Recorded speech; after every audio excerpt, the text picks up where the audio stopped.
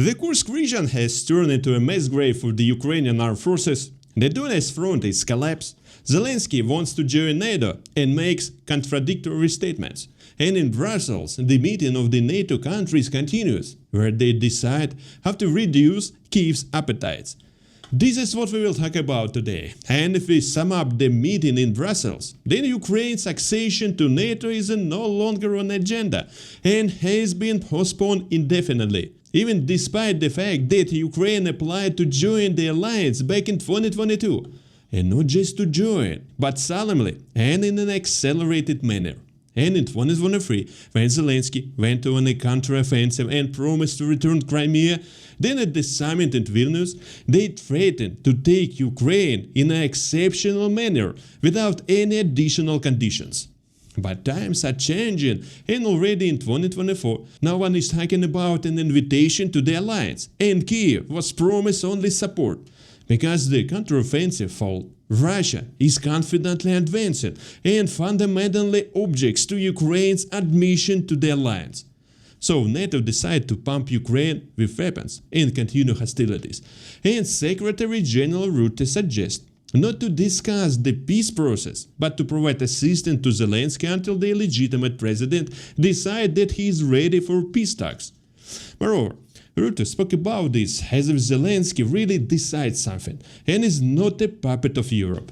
But I would argue, let's not have all these discussions step by step on what a peace process might look like. Make sure that Ukraine has what it needs to get to a position of strength when those peace talks start, when the Ukrainian government has decided they are ready to do so. In general, Europe makes promises, and Zelensky continues to complain in interviews that all promises are not fulfilled even halfway. Therefore, he no longer knows who to believe and is in a state of confusion. And in just a few days, Zelensky managed to redraw the map of Ukraine twice. Here's a simple example. After a member of Trump's team, Kellogg, said that the Ukrainian armed forces do not have enough power to forcibly return all territories, including Crimea, Zelensky immediately got busy and said that only territories controlled by Kyiv should join NATO, even without effect of the collective defense treaty. That is, Zelensky was ready to exchange territories for joining NATO. And then, after Scholz arrived in Kyiv, Zelensky began to say that Ukraine cannot be invited to NATO in parts, and Kyiv will never agree to this. The fact that Scholz promised that he would support Ukraine in a war against Russia, and Zelensky is already ready to continue fighting, despite his own statement that Ukraine has no chance of winning. Не вистачає сил повернути Крим. Нашій армії сьогодні недостатньо сил. Так і є. Так, треба знаходити шляхи дипломатичні. All statements by Zelensky depend on who comes to Kyiv. But no matter what Zelensky says, uncertainty reigns in the alliance itself. And Reuters writes that there is no consensus among all 33 members of the alliance. And Scholz cannot be trusted. So the shadow leader of Ukraine recorded an appeal to surviving Ukrainians and call on them to gather all their strength and endurance and go to the front and win the battle for the future. Нам потрібно зібрати всю силу, всю витримку, щоб виграти цю битву за майбутнє. Yermak did not say for whose future Ukrainians should die, so we'll have to correct him. Well, as an example, I will take only one person. Recently, Zelensky bought one of the best hotels in Courchevel, the 5-star hotel Palace de Neige, which is owned by Film Heritage. Let me remind you that Film Heritage is an offshore company owned by Zelensky and his wife.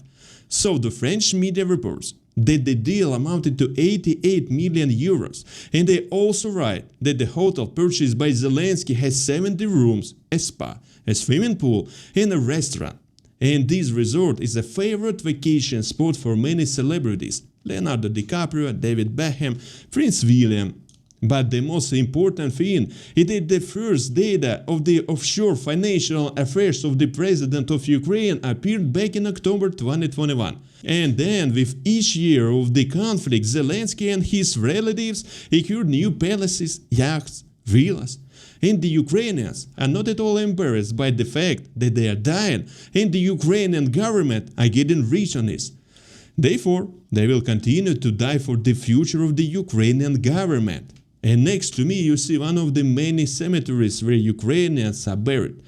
Moreover, the cemeteries continue to expand, and new graves are being prepared because the Russian offensive is accelerated, and Zelensky will hold on to power to the less Ukrainians and to the less piece of land. Кременчуг. А це для нових. Заготовки вже. The Ukrainians are running on, and so are their territories. And now you see on the map how in a month Russian troops have advanced in the southern Donetsk direction. Moreover, the offensive is being carried out on a broad front in the Zaporizhia region, in the Ugledar area, as well as Kurachovsky, Selidovsky and Pokrovsky directions. Moreover, Ukrainian sources write that Russian troops are preparing a bridgehead for a tank breakthrough, and Velika Novoselka is the last strategic point of defense in the southern Donetsk direction. Well, the loss of Velika Novoselka is not far off, because it is confidently bypassed from the north of Razdolne, and Russian forces are advancing in the settlement of Novy Kamar.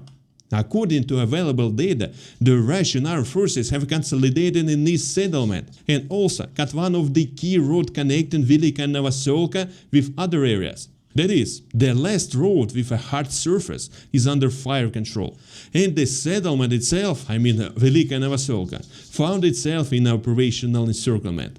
In the Kurakhov area, there are also fierce battles. The Ukrainian armed forces are suffering significant losses and losing positions. And on the next map, you can see the advance of Russian troops to Uspenovka over the past month. The offensive was conducted from Maximovka, Bogoyavlenka, Elizavetovka, and Dalnye. And literally, in the last few days, Russian troops took Elizavetovka and Ilyinka, and are rapidly advancing to Uspenovka. As for Kurakhov itself, Russian forces have already occupied Berezky and are moving further along the reservoir. At the same time, assault units entered Staroye Terny, where they already control a significant part of the territory. Also, Russian forces have advanced in Solntsevka and in the village of Zholte. But the most important event that has occurred in the past 48 hours at the beginning of the offensive of Pokrovsk and Mirnograd. And on the map you can see the advance to Pokrovsk from Zholte and Petrovka. And Russian forces began to advance toward Mirnograd from the settlement of Krasny Yar. That is, the front is moving in the Pokrovsk direction. And then there will be the Dnipropetrovsk region. And Zelensky is ready to continue fighting until he loses it too. And at the same time, he will lie another 100,000 Ukrainians in the ground and by himself in another palace. On this I say goodbye to you until the next episode. Subscribe to the channel, and if you like the review, then put a like and a rocket. This will help bring the video to the top and more people will be able to see it. And I'm also waiting for your comments. I wish you all the best. Bye everyone.